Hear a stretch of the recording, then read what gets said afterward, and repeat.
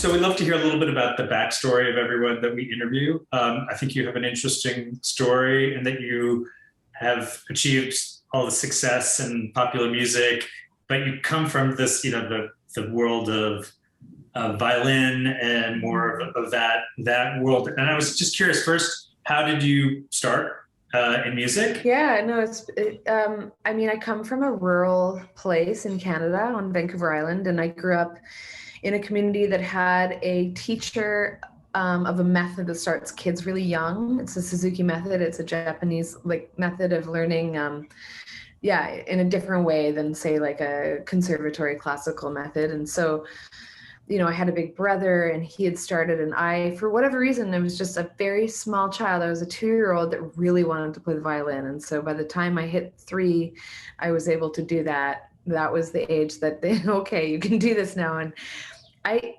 I don't know, it clicked. I clicked with it, and there was always a sense of fluidity, even though it was, it's a frustrating instrument and I was not that keen on practicing and technique, but there was a fluidity in it, and I loved to improvise even as a child.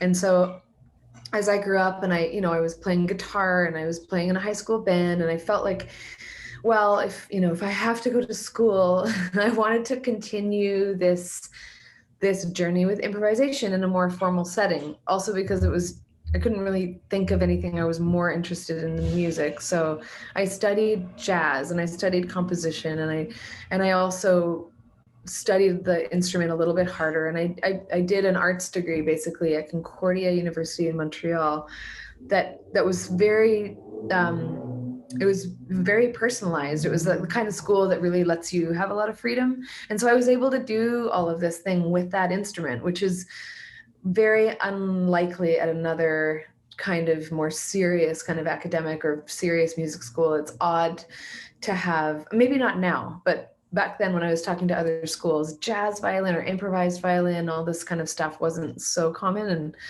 I studied electroacoustics as well. Anyway, so I kind of got my ears were opening up to different stuff, and I was learning a lot. And I happened to connect actually really early on with a fellow student, Richard Perry, and him and I had a ton in common musically. And we started a band together really quickly early on, actually working with dancers and visual art. So there was that element of like improvisation and response as an 18, 19-year-old.